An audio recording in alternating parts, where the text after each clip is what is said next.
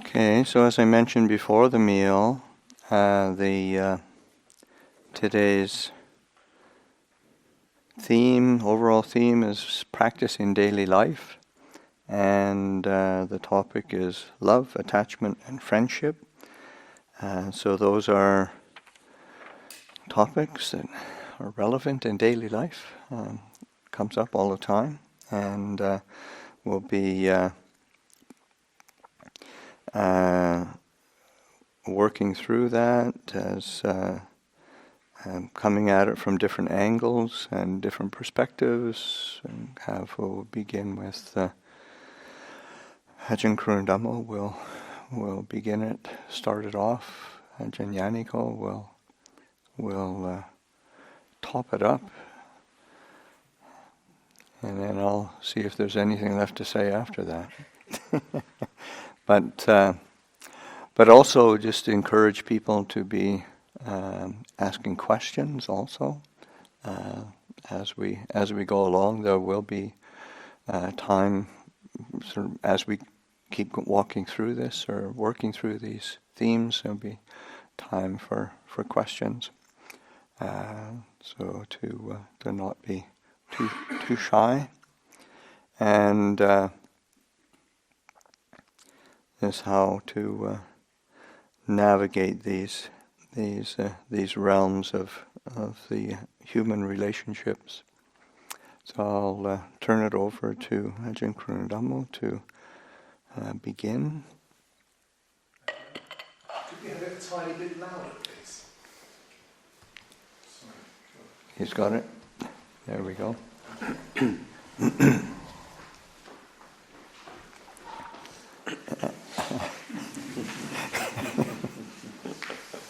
few more people zooming in. So yes, again, welcome to everybody. We've got some special groups. It's counterintuitive, but oh, okay. It actually picks up. It should be pointed away from me. Yeah, it picks up from that. Oh, okay. Is that better? It's much better. Great. Yeah, we have some special groups of people who come, don't often, or haven't seen them on our other Upasika days, a group of students from the City of 10,000 Buddhas, welcome, and their instructors, two bhikshunis from there as well. I think, two? I don't see, okay. And then also Rick Center's group from San Francisco coming up for their sort of annual visit, coinciding with Upasika Day. So welcome to Rick's group. And then, of course, all the regulars and guests who are staying here. So our also just a bit of an apology for the lack of welcome today. Our entire Upasika planning group, the three folks who help us gather together are all sick, so none of them showed up today. Were able to show up today, so we didn't have our proper greeting going. So, but as Lumpal mentioned, today's topic, love, attachment, and friendship, is the theme of the day. I don't know how many people on the reading list. We mentioned this book on love by Ajahn Jayasaro. I don't know if anybody did. How many people got a chance to kind of take a look at that? Okay. A few people. That's great. It's a really very, very well-written book by Ajahn Jayasaro, taken from a talk that he gave and modified somewhat, and kind of goes through many of the good parts and the downsides of what we're calling love here. And I'll tease that out in a minute. And presents a very nice balance. I was reading through it, and so some of the things that I mention here, you probably recognize if you've read it. I took a few ideas from his writing to flesh out what I wanted to mention this morning. And as Lumpal mentioned, I'll have some things to talk about here, and then hopefully. As I finish, we'll have some time for questions and answers. So as I'm going ahead and introducing the topic, please, if you think of questions, keep them in mind for when we have the time for questions and answers. I think that, as Ajahn Jayasaro mentioned in the introduction, or in the first part of his book, we use the word, in the English language, the word love is used in many different ways. In fact, he came up with 4 different ways general ways that the word love is used. One of them is the very casual form, like I love ice cream, or I love listening to music, or things like that. Basically, it's an exaggerated form of like, something I like, a pleasurable kind of thing. Sometimes we use the word also in regards to certain ideals, like love of country, or our religion, love of religion. And it's another way that we describe a certain affinity for more of a philosophical or a standpoint, a view of some sort, like ideals.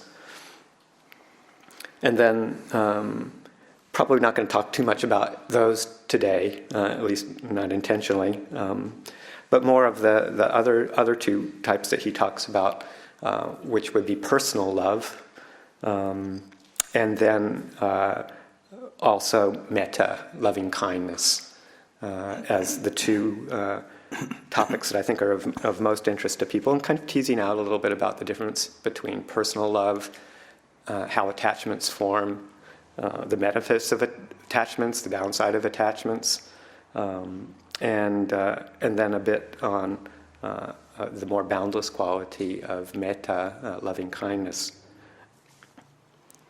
Luang Por mentioned just before at the mealtime blessing, that there's a certain framework that the Buddha often uses when talking about relating to our engagement with the sensory world, but also it fits into, I think, how we relate to people with this personal kind of love. A Pali word that's often used for this personal kind of love is it's the word piya, P-I-Y-A, which generally means like dear, or someone who is dear to you, or something that is dear to you. And that this kind of personal love has its benefits. It has its gratification, something that makes us feel good. It also has its downside, which we'll go into as well.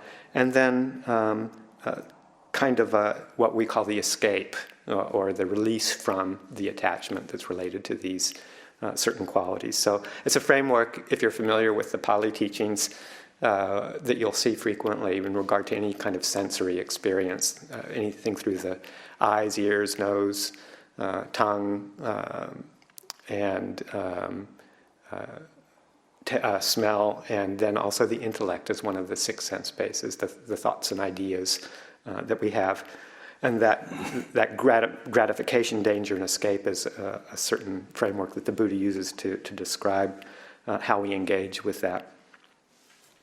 So along those lines, I think it's useful to consider, what is the gratification? We have personal love. What is personal love, to begin with? It's that kind of love or affection, endearment we have for our parents, for our relatives, friends of ours, partners, spouses, children.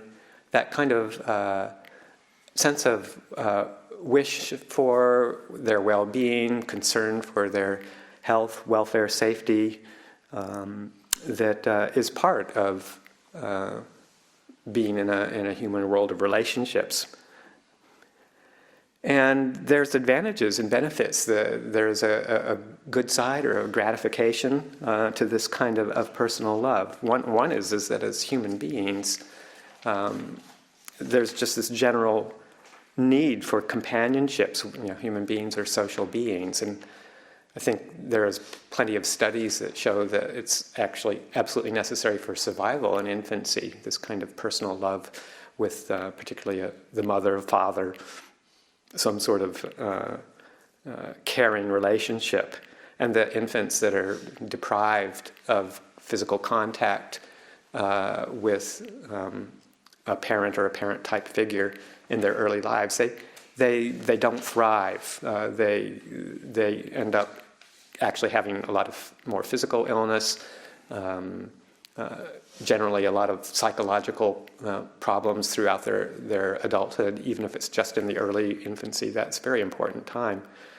Even early death has been described in a much higher percentage with infants that don't have that kind of personal affection from an adult who's looking after them. So it's built in almost, in a sense, to our being, that we need to have, at least in the beginning stages, some sort of loving contact, a relationship with other beings to survive. And then just in general, as we get older, again, we're social animals, and friendship, support from others is generally part of what makes up a lot of our well-being, even in the Sangha. The Buddha's famous words to Ananda, when Ananda says, Ananda is reflecting on the Sangha as being, part of the holy life, a very important part of the holy life. And the Buddha says, say not so, Ananda, it's the whole of the holy life. So this importance of being with people who are going to be in relation and supportive to you in many ways. So there's no question that there's at least at some degree, a need for this kind of relationship, and that there's a certain gratification that comes from that.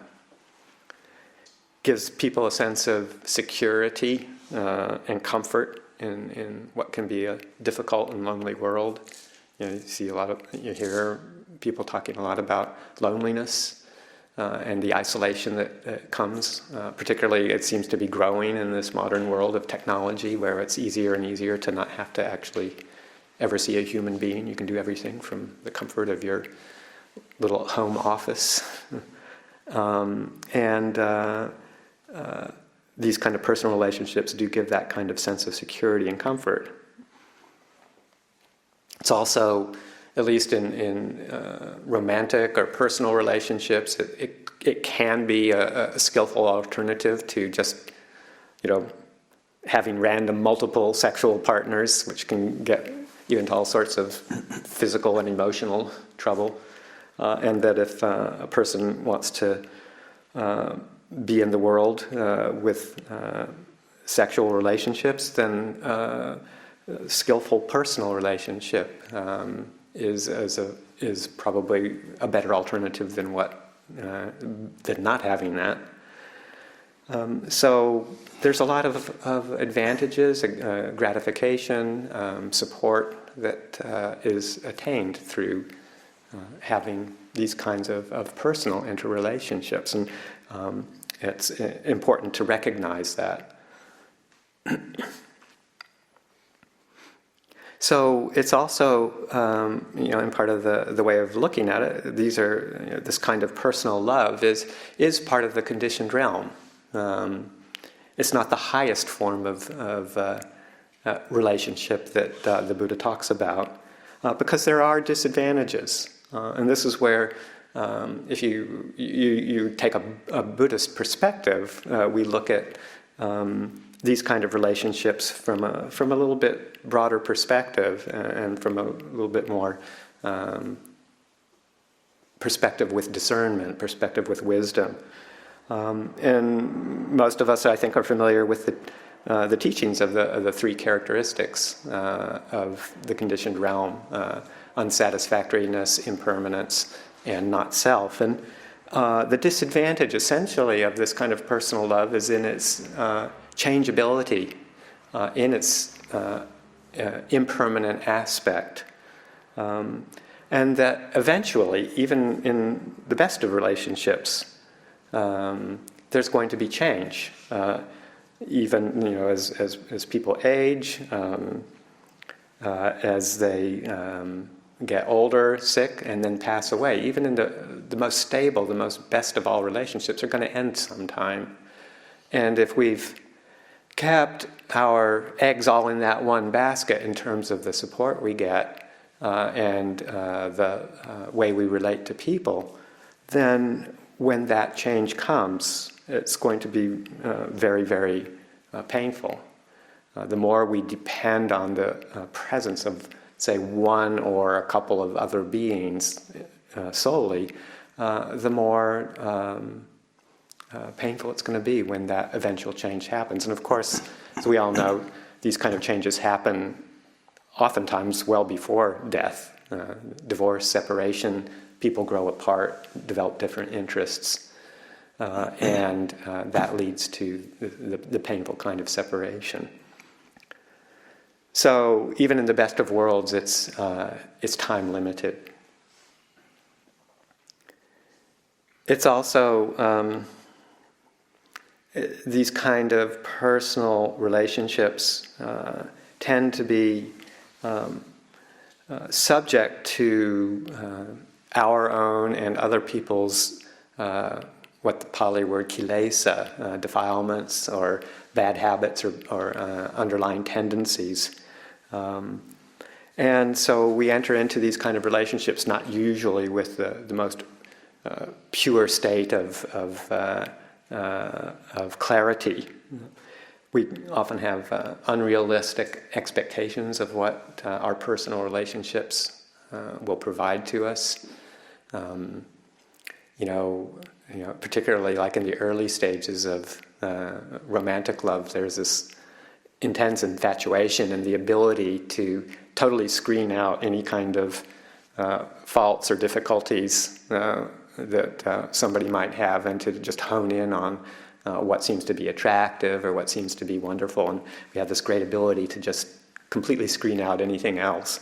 And then when time goes on, get to know people better, and all of a sudden their little faults start to surface, this sense of disappointment can come in. And it's like, well, you're not the person I remember. You're not the person I was interested in 6 months ago.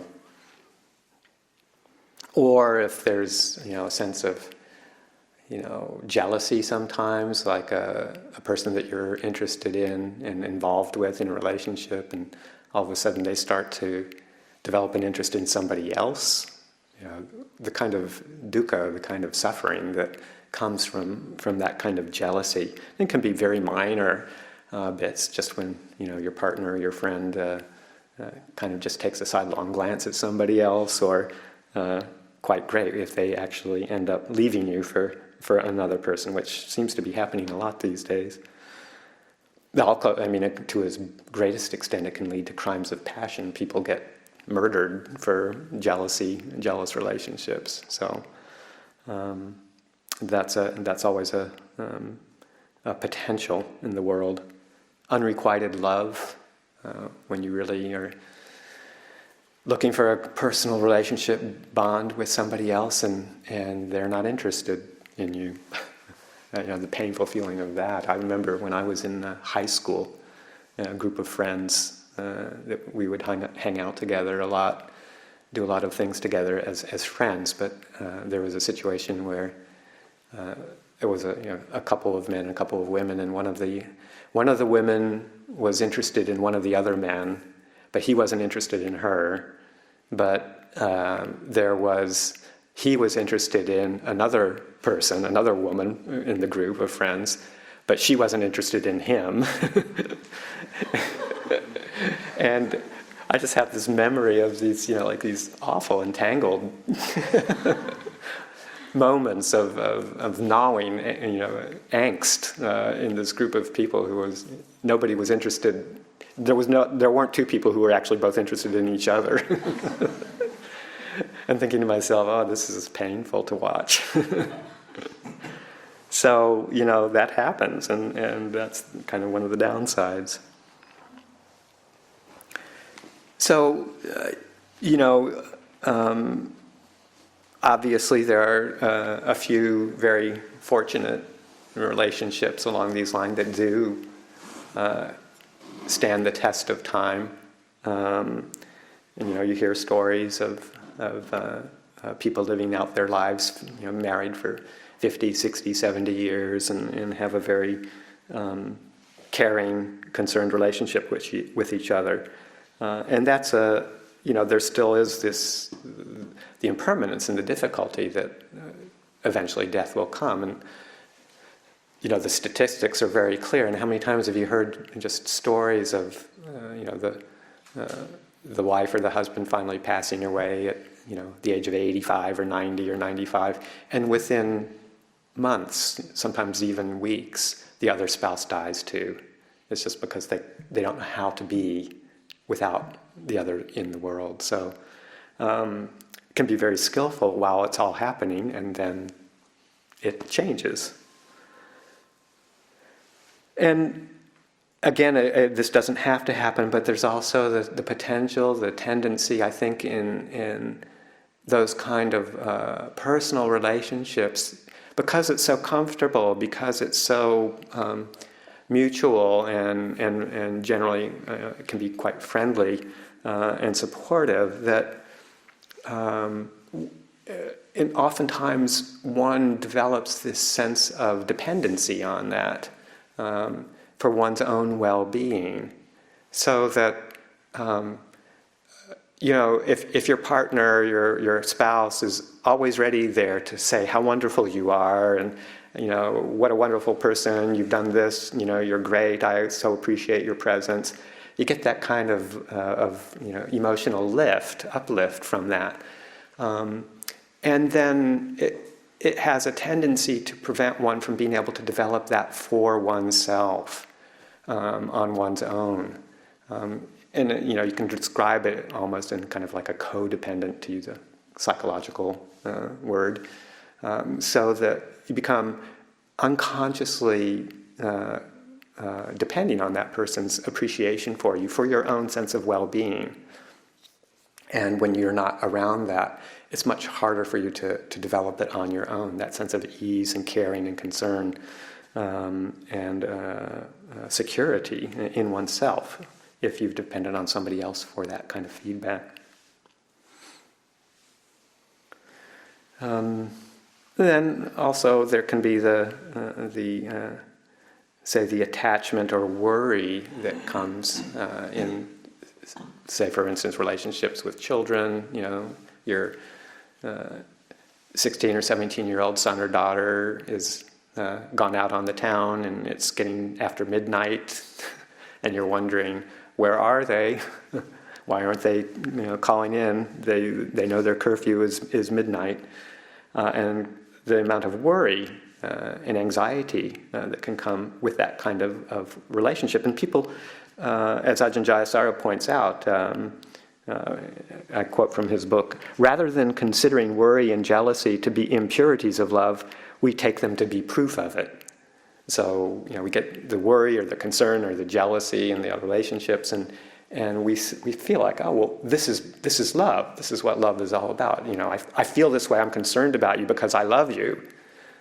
But don't see that actually that's kind of an unskillful defilement of the mind based on attachment, and it really is separate from love, but conjoined with it. So those are some of what we would call the disadvantages or the danger in these kind of relationships. There's a short sutta from the Udana, one of the collections in the Tripitaka, in the canon, that I want to read. It's one that maybe some of you have read before.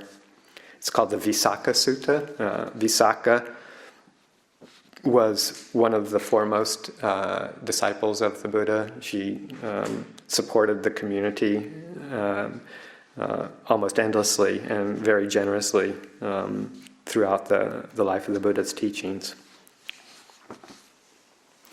I have heard that on one occasion the Blessed One was staying near Savatthi at the eastern monastery, the palace of Megara's mother. And Megara's mother, that's oftentimes how Visakha is referred to. And on that one occasion, a dear and beloved grandson of Visakha, Megara's mother, had died. So Visakha, her clothes wet, her hair wet, went to the Blessed One in the middle of the day, and on arrival, having bowed down to him, sat to one side. As she was sitting there, the Blessed One said to her, "Why have you come here, Visakha? your clothes wet, your hair wet, in the middle of the day. When this was said, she said to the Blessed One, "My dear and beloved grandson has died. This is why I have come here, my clothes wet, my hair wet, in the middle of the day."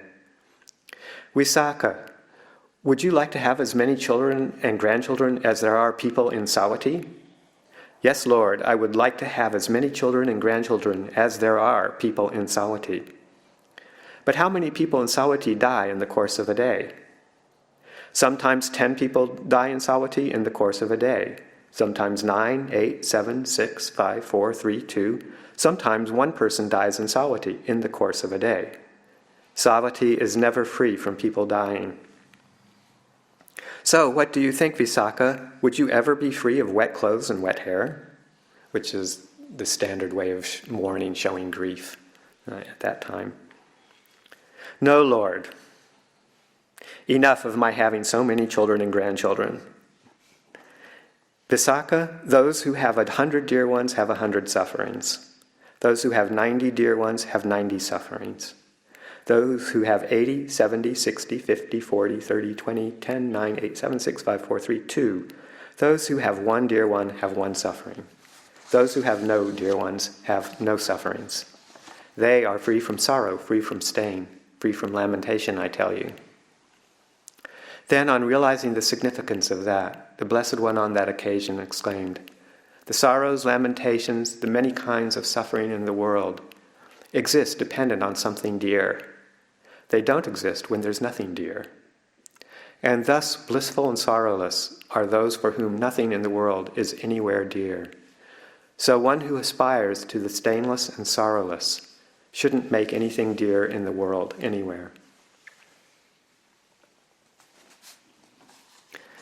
So, to the Western ear, maybe that sounds a bit stark or bereft of enjoyment or bereft of pleasure.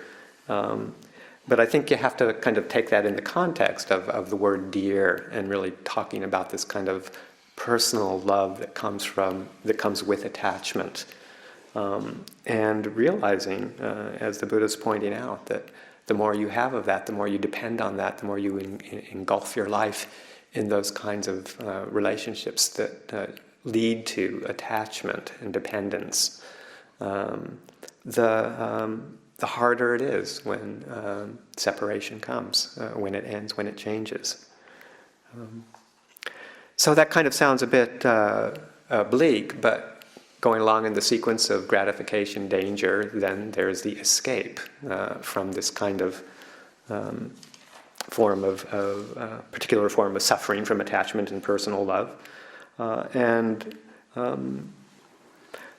I think, first of all, before we talk about more of the boundless quality of metta, to mention that, there actually aren't all that many people in the world who are interested in letting go of that kind of relationship. And so if one is to engage in the world and to use these relationships for all the benefits that they can provide, then one wants to minimize, at least, if not able to eliminate, all the disadvantages. And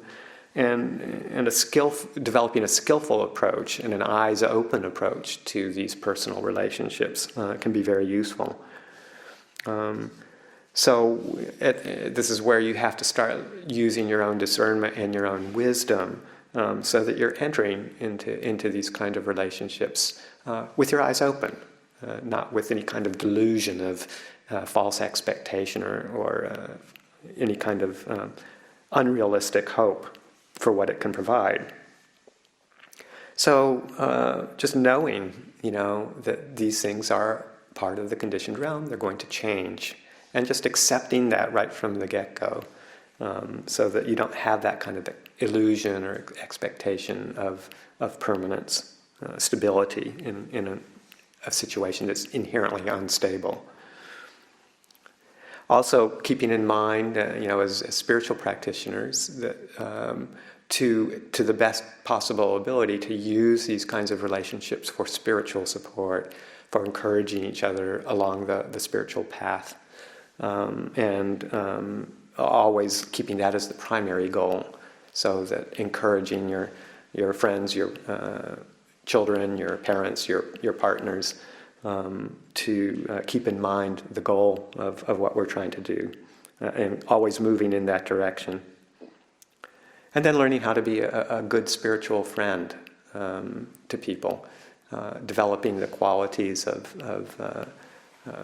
non-judgmentalness, unqualified support, assisting them when they're in trouble, and being available as a good friend. So those are some qualities to bring into relationships when you decide to be part of that, in part of that process. And then realizing that the culmination or the highest form of what we would call love is what the Buddha calls metta, or loving kindness. And you've all probably heard and studied some on what metta is, and perhaps Ajahn Ñāṇiko and Lumpur will be talking more about that. I'll just briefly mention some of the advantages of this quality of metta, this sense of caring, concern, well-wishing for the happiness and contentment of other people, that can be brought to a very non-personal level. And that's the kind of love that as monastics that we try to practice and encourage everyone else as well, even if not in monastic life. Because it's non-personal, it's not just one person. You're not just focusing it on one person. You're developing it as a quality that's inside as your own potential that you can then experience with anybody, even people you don't like. You can experience this kind of loving kindness for, this well-wishing, this concern. You don't have to like somebody to be able to experience metta for them. And it's unconditional. It's not dependent on getting back anything. So much in our personal love relationships or friendships, even if it's not conscious, we're expecting something back in some way. And if we don't get something back, then we don't feel it's a good relationship. So metta is universal. It doesn't have this sense of expecting something back from somebody. It's just this, unqualified sense of well-being and, consideration, happiness, wish for the happiness of for oneself and others. And it's potentially a boundless quality in terms of consciousness. It's not limited to just my own being, although this is the place to start. We use it, how we experience that kind of loving kindness, as our reference point. And then we kind of expand our awareness to include all other beings that we come in contact with. And it can be, in terms of levels of consciousness, it can extend our own awareness into what we call the boundless. And within that kind of boundless space, there's also the ability to start using wisdom and discernment, because we start to see things much more clearly and with wisdom from that kind of spacious mind that isn't honed into and glommed onto, attached to, clinging to a particular person or a group of people, or a set of ideas or a set of experiences. The mind that is open and more unattached and moving towards that boundless quality is one that can actually see the whole events of our lives, the whole realm of conditions, in a much more clear, discerning way. We can see the transitoriness of dependent relationships and accept that. That's just part of the nature of the human world. Everything, including relationships with people, skillful, unskillful, has a quality of arising, persisting for a while, and then passing away. And we can see that much more clearly with a boundless quality like metta. And then developing metta, of course, helps us accept our own shortcomings, our own underlying states of mind much more easy. If we can relate to ourselves with a sense of care and kindness and well-wishing, spaciousness, then when we do experience our own shortcomings when our, petty grievances or anger or jealousy or whatever when that arises just from our own past conditioning, then we have the space to hold that and not get into a lot of self-critical, I shouldn't be that way. There I go again, all the stories that we tell ourselves, the ways that we hurt ourselves by criticizing. And we can see that and accept that much more easily, not be so hard on ourselves. And the less hard we are on ourselves, the less hard we will be on other people. So it extends outwards. If we're critical of ourselves a lot, oftentimes we're actually maybe quietly critical of others. If we're critical of others, we often tend to be critical of ourselves. So we can be much more patient and accepting beings as we develop this kind of boundless, non-personal metta. And at its very best, it helps us to penetrate the noble truth of suffering. Because with a kind, spacious heart, we can really see how we get caught in old habits, we get caught in, tripping ourselves up, and we can see how other people do that too, from this quality of being able to look at our own shortcomings with kindness. That we can see the suffering that comes when we're ignorant of that. And then it helps us to really understand deeply the first noble truth, the cause of suffering, which provides a basis for us to learn how to be released from that. So I think I want to just leave that. That's kind of the raw introduction, in a sense, to personal love versus more boundless metta, and maybe just open it up for some questions, comments. Discussion. So, do you feel metta is to be developed, or do you feel metta is just an outcome of your life and your practice?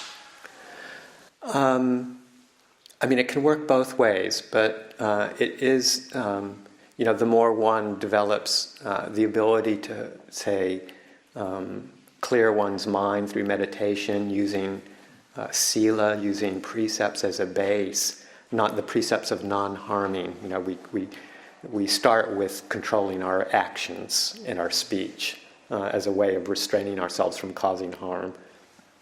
That in itself, just by using that as a boundary that we set for ourselves, as a mirror for reflection, then we can see the effect that has on ourselves and the world around us. And through something like practicing with precepts, developing tranquility meditation to help just soothe and calm and settle the mind, then there is a natural tendency to combine those with a sense of well-wishing and well-being, because we know how good it feels to ourselves, and we look around the world around us, and a natural sense of wanting other people to feel that can arise as well. It's also something that oftentimes one has to direct oneself's mind towards. And oftentimes it starts with recognizing the pain of not having that, recognizing the pain of say, having an angry mind or angry episode, and opening oneself up to that by seeing that and experiencing the pain of that, kind of tendency. And having this wish to do it differently. And so recognizing the opposite sometimes gives us the motivation to learn how to redirect our attention in a skillful way. And that's what metta practice is, in a sense, is this use of what the Buddha calls yoniso manasikara, which is appropriate attention, so that we start to select certain qualities in our own hearts. We select certain qualities of being that we want to see in other people or that we want them to experience. We turn our attention to that and put our attention on that. So it is a training. And we don't put attention on the signs and features, is how the Buddha refers to it, of things that will make us angry or upset or hostile. We start to learn how to skillfully and consciously divert our attention from absorbing into that and purposefully turning it towards, say, an object that will bring up a sense of well-being, of well-wishing, like somebody who has helped us in the past, the kindness that other people have shown us, remembering that, or some, kind of skillful, helpful, kind interaction that you've had with somebody, whether it's you to them or them to you. You turn your attention to remembering those things and attending to those, just to refresh and bring up that sense of well-being. So it's a quality that is, can and should be cultivated and developed, as well as a quality that starts to arise much more naturally when you follow precepts and develop a meditation practice as well. Rick? Yeah, maybe you can help define something. So it's like, here's this person, let's say there's someone causing harm, and I wish them well-being. I say, I wish you well-being. In that person's mind, they're causing the harm is what brings them well-being. And per se, or am I wishing, from my own perspective of learning, that it's like, I'm wishing, it's like, being non-harm, being more generous and kind to others. So I'm wishing the well-being that I'm learning that is non-harm towards myself or to others. So if I go, I wish you well-being, is there also in the mind that comes from non-harm, compassion? Or I just say, I'm wishing you well-being, and it's a kind of person that actually doesn't care whether they harm or not. So I'm trying to fine-tune that, if that makes sense in any way. I think I understood at least the first part, that, there are sometimes people who have a sense of gratification, in what ends up being a harmful action on their part. And your wish for their well-being is a wish for their long-term well-being, or should be, not for just a short-term gratification.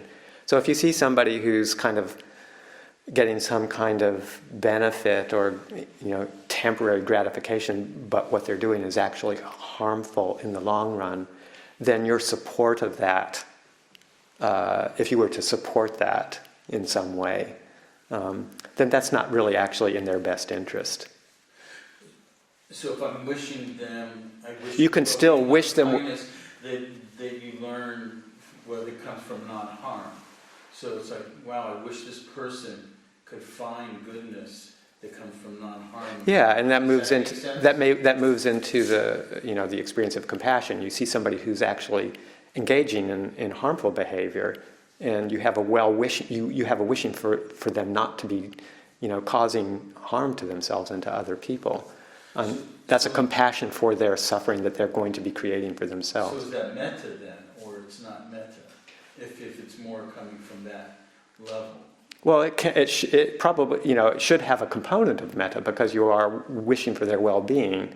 But metta and compassion, like when you see somebody doing something that's going to cause them suffering or is causing them suffering, that doesn't mean that there isn't metta with it also. They're not mutually exclusive. So that kind of wishing for somebody to be non-harmful, not engaging in harm, is from a sense of wanting their well-being. So they're not mutually exclusive. Yeah, and I appreciate that, because sometimes it's like I find them come from compassion, but sometimes the Brahma-Viharas, there are these separate things that are being presented, and yet I have found for myself, it seems, the metta and the karuna really are mixed in my own self. They're just they're all bound, all four of them are boundless qualities, just maybe kind of looking at the world of experience from a slightly different angle, and the response that comes up in different situations, whether it's seeing someone else's suffering or seeing someone else's joy and resonating with that. And then equanimity, adding the quality of discernment and wisdom through all of the Brahma Viharas. But it's interesting, the most commonly fleshed out Brahma Vihara that the Buddha talks about is metta, at least in the original canon. Yeah. Tony. I just wanted to share with you, Ajahn, from my perspective, which is from coming out of a very long-term relationship where somebody was killed in an accident after 42 years, that the way you presented the disadvantages and advantages of a conventional loving relationship perhaps was a little light on some of the advantages, because having been involved in Buddhism for the whole time during that relationship, I occasionally have thought, when it ended, would it have been better to have been a samana, a monastic for that time, and not to go through this agony at the end? And I actually have a strong sense of gratitude that I had that experience. And occasionally over the last year or so, since the accident, I've looked at monks and nuns and thought several things. One of them being they haven't gone through this distress, pain, suffering, which I think you described very eloquently. But equally, there's a richness behind a long-term, in-depth relationship that requires a courage and has an intensity that, from long involvement with monks and nuns, they haven't had that experience directly. And so what you're saying is both true, but there is in order to balance the situation, there is another side to it. And you can't have had that experience directly, so it's not a criticism. But there's a joy to family life, and there's a richness that sometimes, and I have been involved with the Forest Sangha a long time, sometimes, and I think we all justify our own lifestyle and see things from that perspective for good reason. But I think sometimes there's an investment in people thinking they haven't sat on the side of a mountain for 30 years unnecessarily. And they have had both advantages from doing that, but they have also missed out on doing that. No, I think that that's a very good perspective. And I think that there are certainly, as you described, when looked at with a clear Dhamma perspective, there's all sorts of very good things that one can learn from that kind of intensity of relationship. I'd also put out there that, the monastic community isn't void of having intense emotional experiences. We have them on a regular basis here. It's not exactly the same because it isn't involved with the same set of conditions, that kind of intensity of a one-on-one relationship. But there's a different kind of intensity in having less personal but still very significant and powerful relationships with, say, monastic other members of the community, and living together 24 hours a day, 7 days a week with people that you actually wouldn't have chosen to live with outside of monastic life. There's, probably most of the monks who live here, wouldn't necessarily have chosen to live with each other. Because of, just differences in personality and the ways. And so that creates a very potent cauldron for learning from very intense kind of relationship.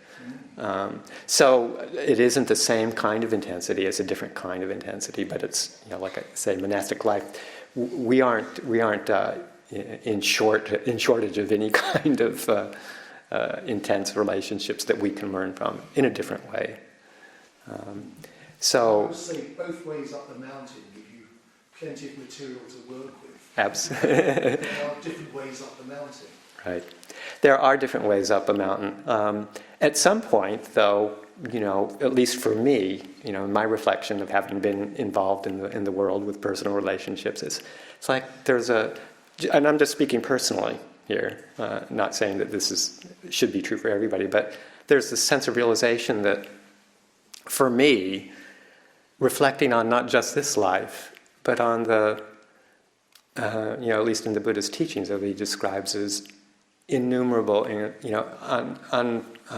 unimaginable, inconceivable eons of doing this over and over and over and over and over and over and over again, that there's this sense of like, okay, well maybe I don't have to keep learning over and over and over again in the same way. Maybe there is an alternative where I can still keep learning, but not have to go through the very high, beautiful things that one can experience in a personal relationship and the very painful experiences when it changes. So for me, it's sort of this, it's more of a long-term perspective, just in terms of the monastic life. But that's not a prescription for saying that that's the way everybody should do it. You know, people have to find their own way, and if you can find the skill to deal with the intense difficulty and the learning that comes from having been involved in a very good personal relationship, as long as you feel like you want to keep learning from that kind of experience, then you know that's certainly your choice, and you know to use that wisely and with clarity with what you're moving into and what you'll get from it. Thank you. Yeah. Yeah, I think also it's worthy of note that in there's a couple in the time of the Buddha who the first time they met the Buddha, they addressed him as his son, or their son, and the Buddha said clarified it after, saying that, well, I have been born as their son over many lifetimes, and then also they were kind of the ideal couple, and then when one of them passed, or when they were getting toward their old age, because they reached old age together, and then they asked I was asking how to be reborn so that they were maintained their connection in future lives. And the Buddha didn't say, "Yeah, I'll forget that. Go off and ordain as a monk or a nun." He prescribed. We said, well, just to keep that cultivation of the qualities of the faith, of virtue, of generosity, of wisdom, that you're cultivating together, and those are the qualities that lay the foundation for that ongoing wholesome relationship. So I think it's helpful to because sometimes it is easy to sort of glean out from the teachings where the Buddha is saying, every little bit of dearness is going to make you miserable. It's also the Buddha is giving the prescriptions of how to cultivate these really wholesome attachments, a wholesome love, based in these skillful qualities. So maybe we should pull this part of the teachings to a close now. And it's 2:00. Should we take a break, a quick break, and then come back or continue on now? I think we're okay to continue on for a bit. Yeah. People okay? Yeah. Okay. Let's continue on then. Should I keep talking or should we meditate? You're in charge now. Maybe we could meditate just for a few minutes, and could I have the bell? And while we're meditating, take on as a thought exercise or a contemplation, what does love mean to you? Meditate for about 10 minutes.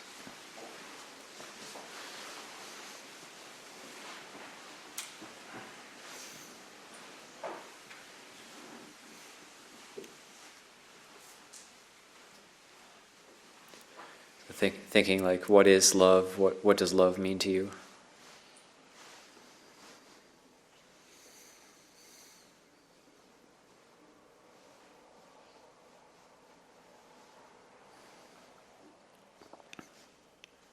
Or even just when you hear the word love, what sort of feeling arises?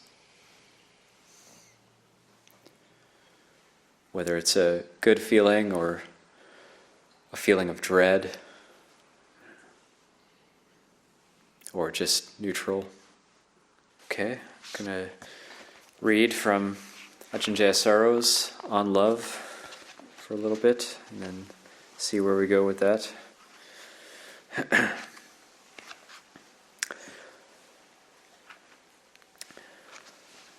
Dhamma practice involves looking closely at our mind, its thoughts and emotions.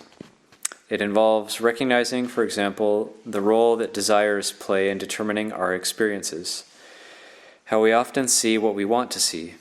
Suppose, for example, that we have decided that those whom we can love must have such and such qualities. But then when we fall in love and it turns out they lack some or all of these qualities, many of us will fool ourselves that this is not so. We do this by projecting the ideals in our minds over the reality of our loved ones, until we finally see only what we want to see in them. This is obviously not the best foundation for a healthy relationship. In extreme cases, it will turn out that we are hardly relating to the persons themselves at all, but to our idea of who they are. It is unsurprising that when they act in ways that conflict with our idea, we can feel an irrationally bitter sense of hurt.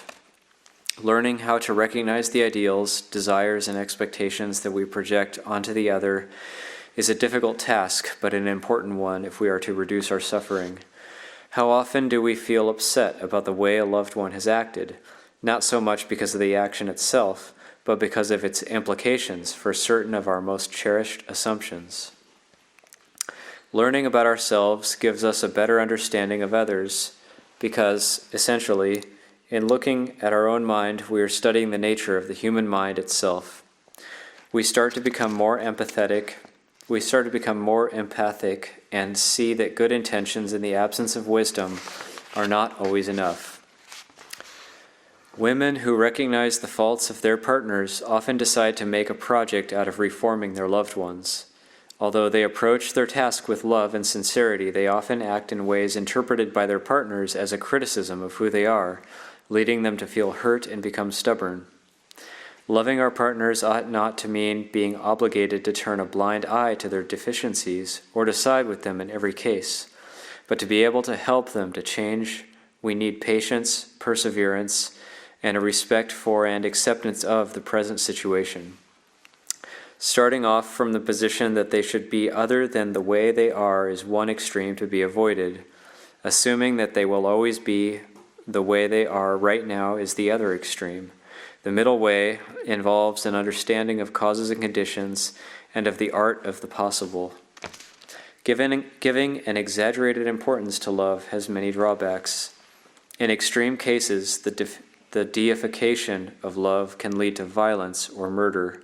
Crimes of passion are classic tabloid fodder.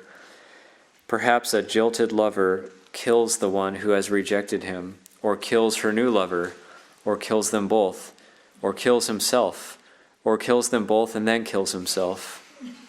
Such tragedies may not occur so often, but how many people, unhappy in love, dream of violence every now and again? A huge number, I would imagine. The true culprit is not a person, but an identification with love, thinking that a life without loving a particular person is worthless and meaningless. Such thoughts are a sign of low LQ. People with low love intelligence are capable of killing or destroying anything except their own ignorance. Another distressing situation concerns the huge number of women all over the world who routinely get beaten by their partners. I once saw a British police statistic showing almost 500,000 cases of reported domestic violence a year. Women with bruises all over their bodies, broken arms, broken ribs, etc., are being treated in hospitals daily. Some die. And why do so many tormented women agree to go back and live with their abusive lovers? Some tolerate it for the sake of their children, some out of fear, some out of inertia or because they have nowhere to go, but perhaps most often it is because of love. A lover, no longer drunk or enraged, often insists in tears that he loves his partner. He apologizes and asks for the last chance, and she then admits she still loves him and agrees with hope that things will be better from now on. So he's given one more chance over and over again, because the abuser's regret easily dissolves, usually in alcohol. So many awful things in the world are justified in the name of love. And domestic violence is not a one-way street. Violent acts perpetrated by women against men are widespread, at least in the West, and hugely underreported. In the early stage of love, our lover probably looks good in almost every way. Even visible flaws seem adorable, or seem at most like a tiny imperfection that true love should ignore. We think it doesn't matter that there are differences, whether generally or in kamma, character, value, viewpoint, and belief. We think it doesn't matter. We love each other. Everything else will fall into place. But after being married for a while, irritants that used to lurk quietly in the background tend to move to a more prominent position or even take center stage. A couple wise enough to let go of their viewpoints, adapt, and make compromises, they can survive. But many couples begin to learn a bitter lesson that love is an unreliable vaccine against suffering. When pride and opinions collide, the words, "That's not how it is," "That's not how it should be," "I can't accept that," "No way," "No," keep coming up. Do we still love each other? Yes, but... ... The Buddha taught that the principal condition for a couple to live together happily is a shared standard of conduct, beliefs, and values. That's like Ajahn Karunadhammo Lungpa was mentioning with Nakula Mata and Nakula Pita, the couple who wanted to stay together in their future lives. Shared standards of conduct, beliefs, and values. Naturally, we are advised to consider this point well before rather than after agreeing to join our life with another's. We might, through love, be able to put up with the fundamental differences of opinion and conduct with our partner, but it won't be easy, and things become more fraught with children in the picture. Love may well form part of an emotionally fulfilling and stable life, but it must be founded on morality, accompanied by the cultivation of inner virtues, and above all, governed by wisdom. That wisdom is initially founded on a reflection on the Dhamma principles that all things are impermanent and uncertain. All impermanent things are inherently imperfect. When we want something impermanent to be permanent and something imperfect to be perfect, we create suffering for ourselves. An interest in learning how to look at our life free from bias is vital if we want to transcend our destructive habits. The fundamental thesis of the Buddha's teaching is that as long as our hearts and minds are infected with negative qualities, we will never experience true happiness. But while love cannot replace the need for spiritual development, it can support it. What is needed is for us to help each other overcome our negativities by learning the Dhamma and applying it. I'll stop there. So just stopping at that paragraph that's talking about combining love, or I'll use the word metta now, with wisdom. The translation in Thai for metta is one that I like. It's just goodwill, which is kwam wang di, which is just goodwill and wishing well. So I like to think of metta in terms of that, because that's something we can do even if we don't necessarily like somebody. We can still wish them well, and we can also wish ourselves well. We can try to say to ourselves, "May you be well, may I be well, may I be free of suffering." So these standard stock phrases come up in terms of trying to spread metta to ourselves. And then when the Buddha talked about metta, he talked about spreading it to yourself, or having metta for yourself first, and then it can spread out to others. And I can talk a little bit about, in my own practice, I very much overlooked this in the beginning just because it seemed kind of, I wanted like the real practice. I wanted the hard practice, not like the soft kind of cushy metta practice. And all the while, I was keeping a journal when I first came here. Like I was keeping a journal of whatever my experiences were each day or each week. And I remember after the journal was full, going back and reading it, and the theme was very, very clear. I mean, it was really a lot of like kind of insights and some being inspired by teachings, but it was all with an angle of criticizing myself or being very self-critical, self-judgmental, and that was a very strong theme. And much so, I ended up thinking, that's kind of interesting, and it certainly didn't feel good reading it, and, but much later then, practicing in Thailand, and after being a monk for about 8 or 9 years, coming full circle to this idea that, okay, trying to have metta for myself, and I decided I would diligently do metta practice, but then a lot of the phrases were just sort of falling flat.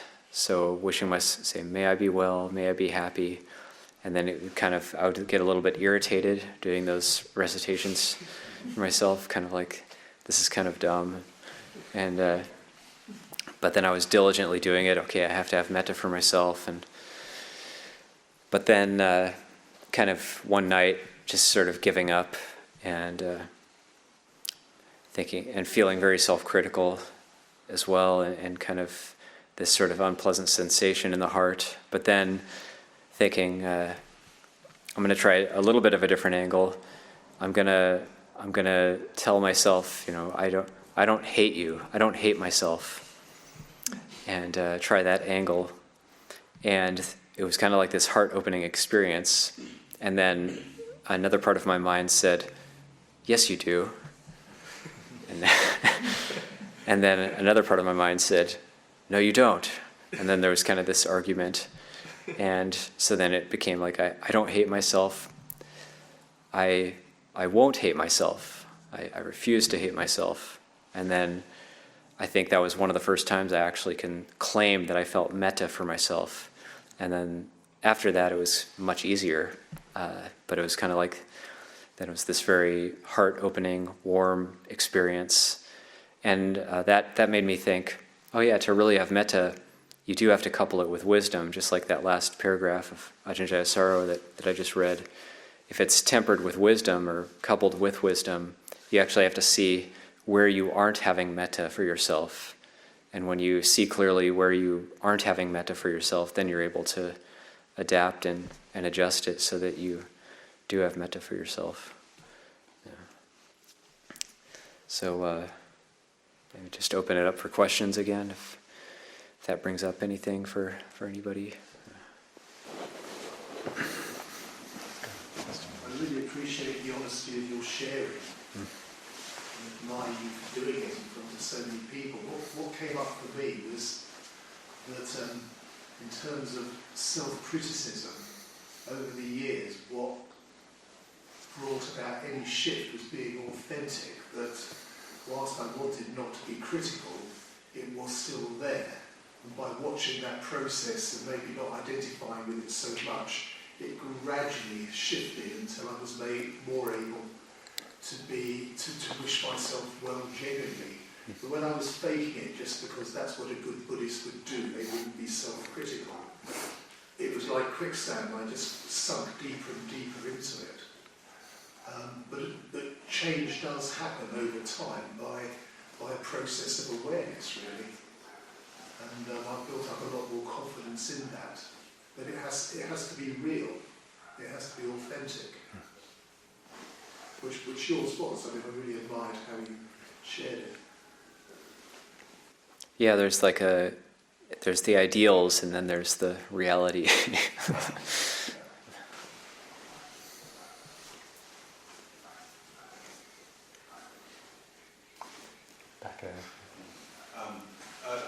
There was something in the passage you read that brought me back to the exchange that you had earlier.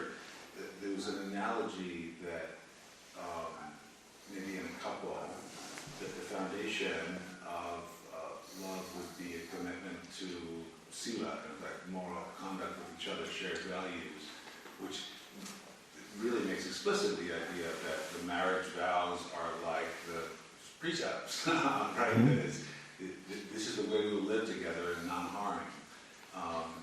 And it's a very moving idea of what love and marriage would be like, that actually resonates with my own marriage in a way that it's a different way of seeing the relationship that, for me, makes much more sense of it than the one that we're given. That this person is my precious whatever, all mine, the kind of thing. Doesn't really resonate at all. My wife and I would say are committed to a life of service, and that's the joy we find in our relationship. So I appreciate that analogy. It also, of course, brings together the 42 years and the 30 years on the mountain, this thing that you were working with earlier. It's, nice.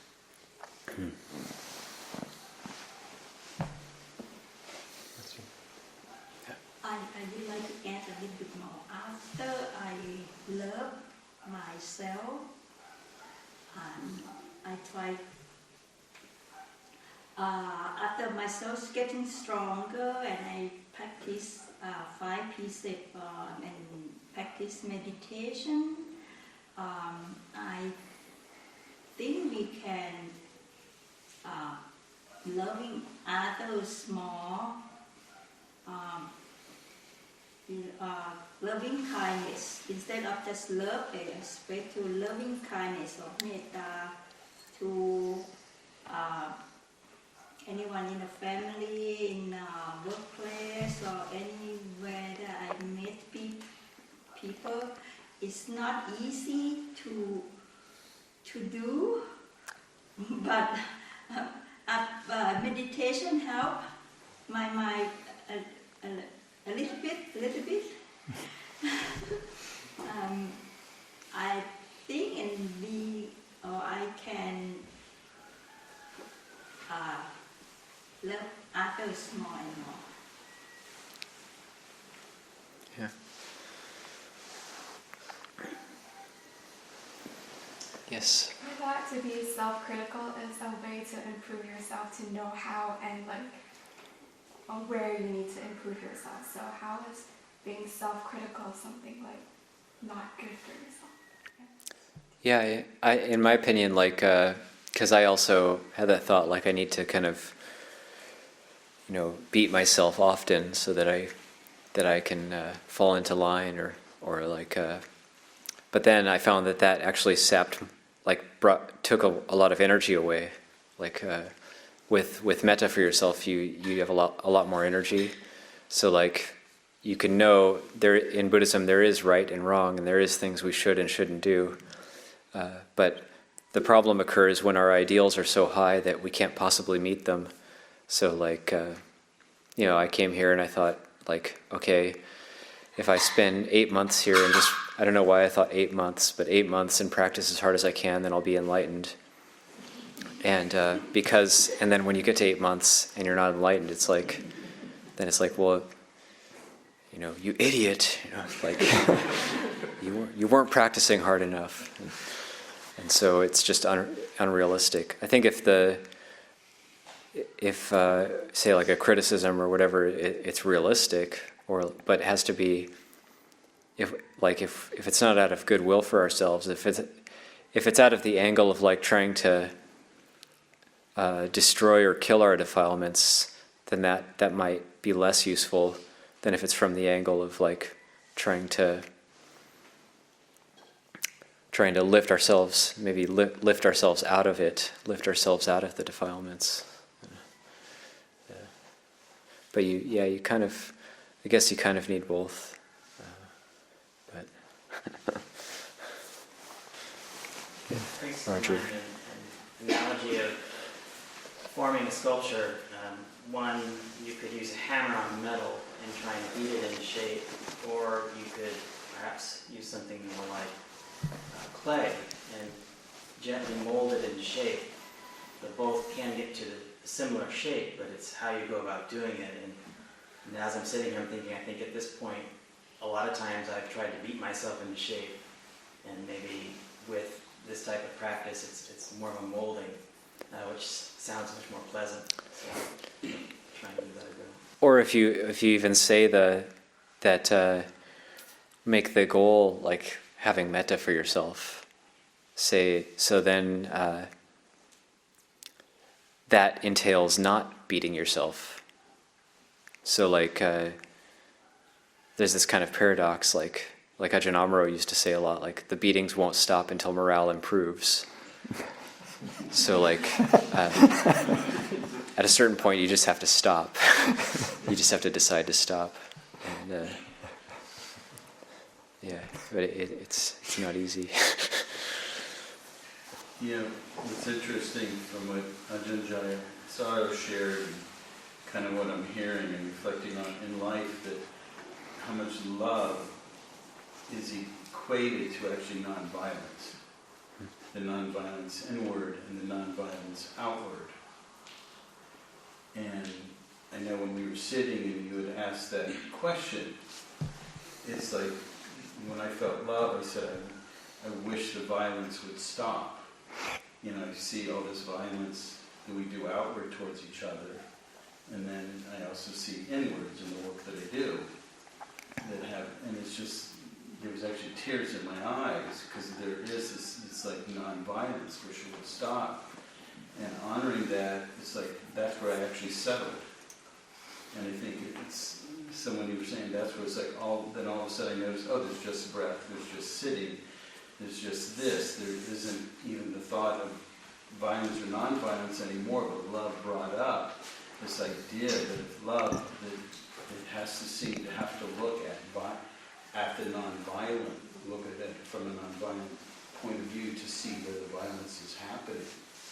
And it's so much, I think as you're saying, inward, and then we bring it outward. There's so much of that in the world. And I think breaking down as we're here today, which I'm really appreciating, love, showing how much of that has to be looked at to stop the violence within towards ourselves or other people. Mm.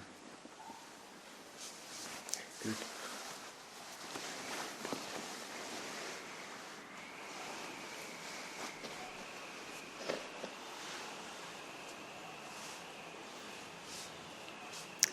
.2:45. Take a break. Should we keep going? Take a break? I need the break. Okay. Take a 10-minute break or something? 15-minute break. Come back.